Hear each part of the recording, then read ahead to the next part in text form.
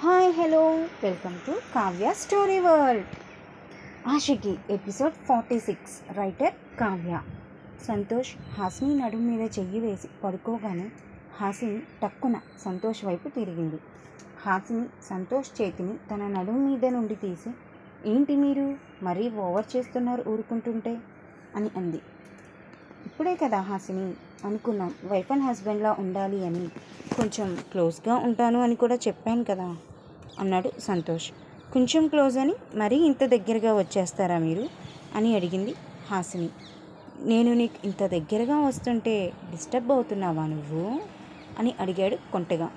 నేనేమీ డిస్టర్బ్ అవ్వట్లేదు, అవ్వను కూడా, చెయ్యి కాదు కాలు వేసుకున్నా డిస్టర్బ్ అవ్వను, నేను పడుకుంటున్నాను అని రగ్గు కప్పుకొని పడుకుని పోయింది హాసిని. సంతోష్ రగ్గు పైనుండే హాసినిని గట్టిగా పట్టుకొని నిద్రలోకి జారుకున్నాడు. హాసిని ఆలోచనలో పడింది. ఇంతకీ ఈయన నన్ను కన్విన్స్ చేశారా, నేను ఈయన్ని కన్విన్స్ చేశానా, ఏంటో చాలా జాగ్రత్తగా ఉండాలి అని అనుకుంది. పల్లవి మాటలకి చరణ్కి మొత్తం కన్ఫ్యూజన్లో పడినట్లు అనిపించింది. ఆ రోజు చరణ్ కానీ పల్లవి కానీ ఏ వర్క్ని సరిగ్గా చేయలేకపోయారు. పల్లవి చరణ్ కన్నా ముందే ఇంటికి వెళ్ళిపోయింది. చరణ్ కూడా రోజూ వెళ్ళినట్టు బార్కి వెళ్లకుండా ఇంటికి వెళ్ళి పల్లవి దగ్గర కూర్చుని, పల్లవి అసలు ఎప్పటి నుంచి ప్రేమిస్తున్నావు, నేను నీకు ఎలా తెలుసు అని అడిగాడు. ప్లీజ్ చరణ్, నన్నేమీ అడగద్దు. నీ పర్మిషన్ లేకుండా నీ లైఫ్లోకి వచ్చినందుకు ఇప్పటికే చాలా బాధపడుతున్నాను నేను. నువ్వు హాసినికి దూరంగా ఉండి నువ్వు ఎంత బాధపడుతున్నావో, నువ్వు ఇంత దగ్గరగా ఉన్నా సరే నాకు దూరంగా ఉన్నావు చూడు, నేను ఇంకా ఎక్కువ నరకాన్ని అనుభవిస్తున్నాను చరణ్. ఇంకా అనుభవించే ఓపిక నాకు లేదు, అందుకే వెళ్ళిపోవాలి అని డిసైడ్ అయ్యాను. ఇంకొక 15 డేస్లో నేను యుఎస్ వెళ్ళిపోతాను. ఈలోపు నీతో క్లోజ్గా ఉండాలని కానీ, నీతో ఇంతకు ముందులా మాట్లాడాలి అని కానీ నేను అస్సలు అనుకోవట్లేదు. నన్ను ఇలా వదిలేసే, నా లిమిట్స్లో నేనుంటేనే మంచిది అని అంది పల్లవి. నేను ఎలా తెలుసు నన్ను ఎప్పటి నుండి ప్రేమిస్తున్నావు అనే విషయం చెప్పు. చెప్పకపోయినా కానీ ఇన్ని రోజులు ప్రేమ కోసం నేను ప్రేమిస్తే ఆ ప్రేమని అనుభూతి చెందాలని తప్పించి ఈరోజు ఎందుకు ఓపెన్ అప్ అయ్యావో ఆ విషయమైనా చెప్పు నాకు అని అన్నాడు చరణ్. ఏమో ఓపెన్ అయ్యాను, ఎందుకు ఓపెన్ అయ్యాను ఏమో నాకు కూడా తెలియదు. అసలు నీకు ఈ విషయం చెప్పకూడదు అని అనుకున్నాను. అనుకోకుండా నా నోట్లో నుండి నా ప్రమేయం లేకుండా వచ్చేసింది ఈ నిజం. నీతో నేనేమీ చెప్పలేదు, నువ్వేమీ వినలేదు, దీన్ని ఇక్కడితో వదిలే అని చెప్పి వెళ్ళిపోయింది పల్లవి.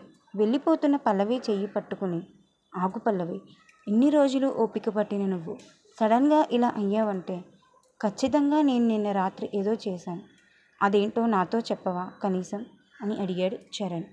అప్పటికే బాధతో ఉన్న పల్లవి తన నోట్లో నుండి మాట ఏమీ రాక కళ్ళల్లో నుండి కారుతున్న కన్నీళ్లతో వెనక్కి తిరిగి చరణ్ని గట్టిగా కొన్ని క్షణాల పాటు హత్తుకొని అక్కడి నుండి వెళ్ళిపోయింది పల్లవి. చరణ్కి ఏమీ అర్థం కాలేదు. రోజు తాగే బార్కి వెళ్ళాడు చరణ్. తనకి అక్కడ ఆదిత్య, ప్రణవ్ ఇద్దరు తన కోసం ఎదురు చూస్తూ కనిపించారు. చరణ్ వాళ్ళ దగ్గరికి వెళ్ళి ఆదిత్యతోటి, నీకు పల్లవి నన్ను ఎప్పటి నుంచి లవ్ చేస్తుందో తెలుసా అని అడిగాడు. తన బీటెక్ చదువుతున్నప్పుడు, బీటెక్ సెకండ్ ఇయర్లో ఉన్నప్పుడు నేను యూనివర్సిటీ టోర్నమెంట్లో చూసింది. ఆ తర్వాత నువ్వు ఒక పెద్ద ఆవిడికి హెల్ప్ చేయడం చూసింది. తర్వాత నిన్ను నెమ్మదిగా అప్పుడప్పుడు ఫాలో అవుతూ ఉండేది.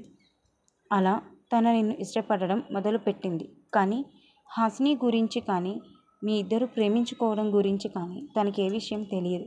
తెలిస్తే వాళ్ళ నాన్నకి చెప్పి నిన్ను పెళ్లి చేసుకునేది కాదు అని అన్నాడు ఆదిత్య. ప్రణవ్ చరణ్ తోటి, నిన్ను నమ్మిన హాసినిని ఎలాగో మధ్యలో వదిలేసావు చరణ్, కనీసం ఈ బంధాన్నైనా చివరి వరకు నిలబెట్టుకో. నీ పెళ్ళి తర్వాత నువ్వు హాసిని గురించి తనకి చెప్పినా కూడా తన అన్నీ మౌనంగా భరించి ఇంకా నిన్నే ప్రేమిస్తోంది చరణ్. నువ్వు వదిలేసుకున్న నీ ప్రేమ నిన్ను ఎన్నటికీ చేరదు, అది వాస్తవం, గుర్తుపెట్టుకో. హాసిని లైఫ్లో సంతోష్ మాత్రమే ఉన్నాడు, అర్థం చేసుకో చరణ్. నువ్వు తనని ప్రేమించకపోయినా లైఫ్ లాంగ్ తనతో ఒక ఫ్రెండ్గా ఉన్నా చాలు అని అనుకున్న పల్లవి మనసు కూడా విరిగిపోయింది అంటే పల్లవి మనసులో ప్రేమ కరిగిపోతూ ఆ స్థానాన్ని విరక్తి మబ్బులు కమ్ముతూ ఉన్నాయి. ఆ మబ్బులు తుఫాన్లా మారి ప్రళయాన్ని సృష్టించకముందే మబ్బుల్ని నీ ప్రేమతోటి ఆనంద బాష్పాలుగా కరిగించి ప్రళయాన్ని ప్రణయంగా మార్చుకో చరణ్. హాసిని వాళ్ళ రిసెప్షన్లో నేను నిన్ను గమనిస్తూనే ఉన్నాను. నువ్వు హాసిని కోసం వచ్చావు, కానీ పల్లవి ఆదితో క్లోజ్గా మూవ్ అయితే నీలో ఒక పొసెసివ్ పర్సన్ని చూశాను నేను అని అన్నాడు ప్రణవ్. చరణ్ కామ్గా వింటున్నాడు తప్ప తిరిగి ఏ సమాధానం చెప్పట్లేదు. ఆదిత్య చరణ్తో, పల్లవి నాతో ఒక మాట అంది చరణ్. చెర్రీకి కూడా నేనంటే ఇష్టం ఉంది అది, కానీ తను ఇంకా హాసిని అంటే ఇష్టం అనే ఆలోచనలో ఆగిపోయాడు. అందుకే తనకి ప్రపోజ్ చెయ్యాలంటే ఉన్న ఫ్రెండ్షిప్ పోతుందేమో అని భయంగా ఉంది అని అంది నాతోటి. అలాంటిది తనకు తానుగా నిన్ను ప్రేమిస్తున్నట్లు ఓపెన్ అయ్యింది అంటే పల్లవి చాలా బాధపడుతోంది చరణ్. పల్లవి ఈ పరిస్థితి రాకూడదు అనుకునే ఆ బాధ నీకు కనిపించకూడదని యుఎస్ బ్రాంచ్ డెవలప్ చేస్తాను అని వంక పెట్టుకుని యుఎస్ వెళ్ళిపోవాలని అనుకుంది. అందుకే నేను ఒక బిజినెస్ డీల్తో వచ్చాను మార్నింగ్ అని అన్నాడు ఆదిత్య చరణ్ తోటి. ఆదిత్య ప్రణవ్ మాటలకి చరణ్ ఏమీ మాట్లాడకపోగా చరణ్ని చూడగానే బేరర్ తెచ్చిన డ్రింక్ కూడా తాగకుండా అక్కడ నుండి వెళ్ళిపోయాడు. ఆదిత్య ప్రణవ్ వైపు చూసి, ఏమైంది, కోపం వచ్చిందంటావా అని అడిగాడు ప్రణవ్ని. లేదు ఆది, ఆలోచనలో పడ్డాడు. నెమ్మదిగా మారుతాడులే అని అన్నాడు ప్రణవ్. అని ఆదిత్య ప్రణవ్ ఇద్దరు సాఫ్ట్ డ్రింక్ తాగుతూ కాసేపు మాట్లాడుకున్నారు. వీళ్ళు మాట్లాడుకుంటూ ఉండగా యశ్వంత్ వీళ్ళతో పాటు జాయిన్ అయ్యాడు. ఏంటి హీరో, ఏమంటోంది నీ హీరోయిన్ అని అడిగాడు ఆది యశ్వంత్ని. హీరోయిన్ ఏంట్రా, ఏంటి కదా అని అడిగాడు ప్రణవ్ డ్రింక్ తాగుతూ. వీడు ఇవాళ సుప్రియకి ప్రపోజ్ చేశాడు అని చెప్పాడు ఆదిత్య ప్రణవ్ తోటి. ప్రణవ్కి పులమారి దగ్గుతూ, ఏంట్రా నువ్వనేది, సుప్రియాక మొన్నే కదరా చూసావు అని అన్నాడు ప్రణవ్ యశ్వంత్ తోటి. మొన్న చూస్తే ప్రపోజ్ చేయకూడదారా? ఒక 10 సంవత్సరాలు ఫ్రెండ్షిప్ చేసి తరువాత ప్రపోజ్ చేసి ఆ పిల్ల ఒక పుష్కరం వెయిట్ చేయించి షష్ఠి పూర్తి చేసుకోమంటావా అని అన్నాడు యష్. ఎందుకురా అంత ఫ్రస్ట్రేట్ అవుతావు? ఇప్పుడు ఏమన్నాను నేను అని అన్నాడు ప్రణవ్ యశ్వంత్ తోటి.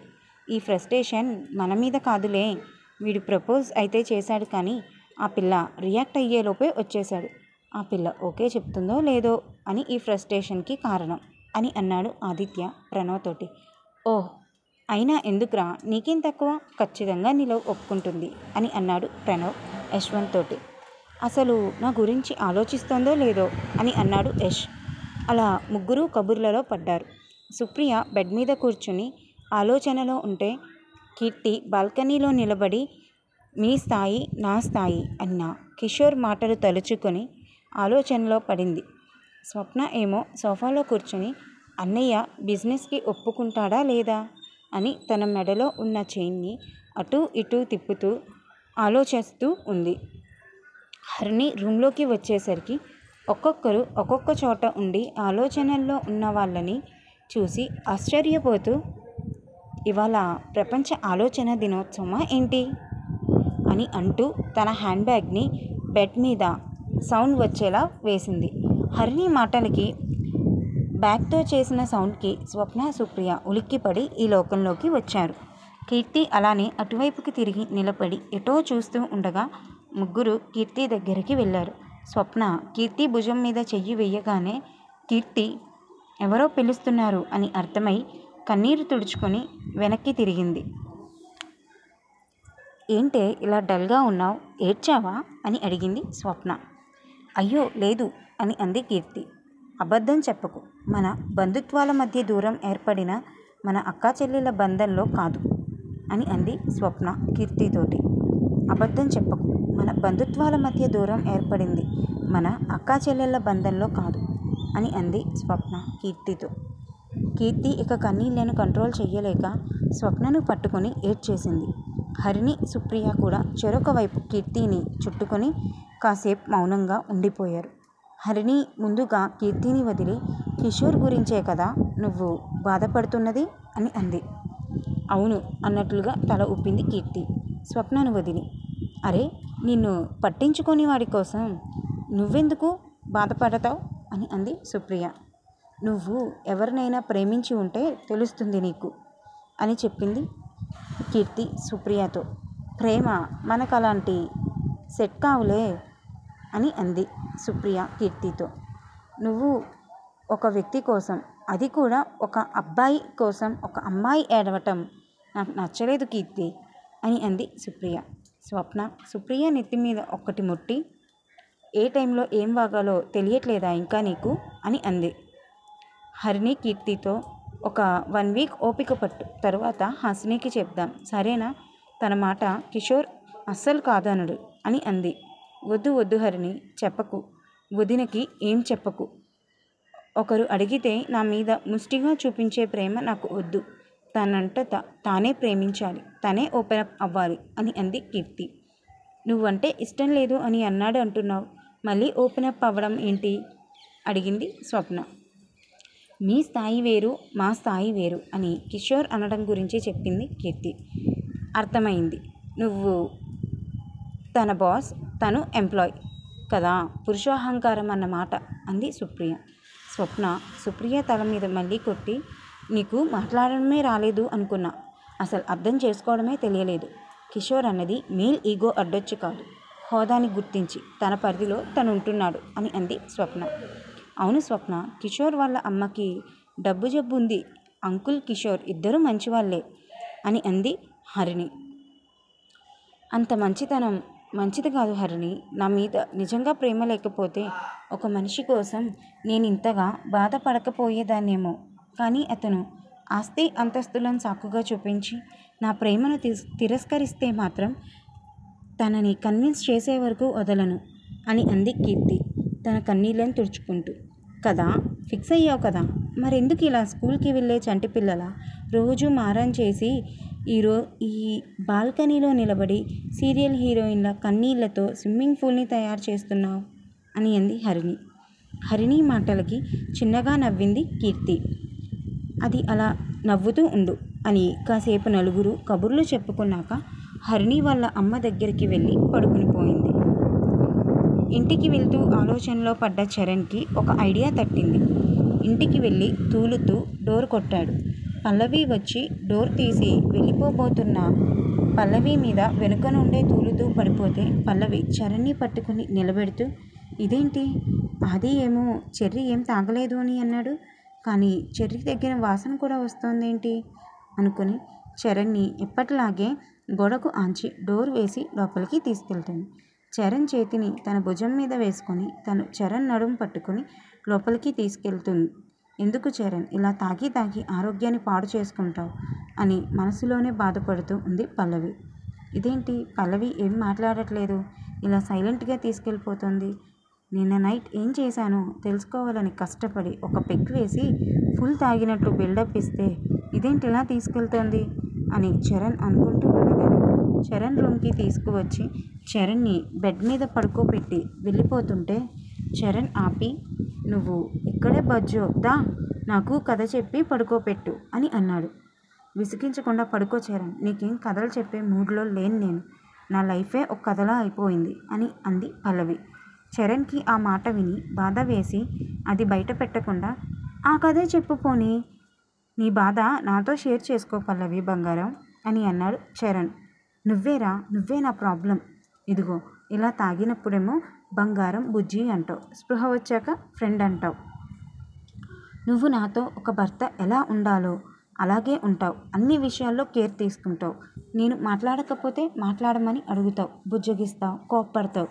కానీ ఆలు మగులు సంబంధంలో ఉండే అనుభూతిని మనస్ఫూర్తిగా పంచలేకపోతున్నావురా నువ్వు.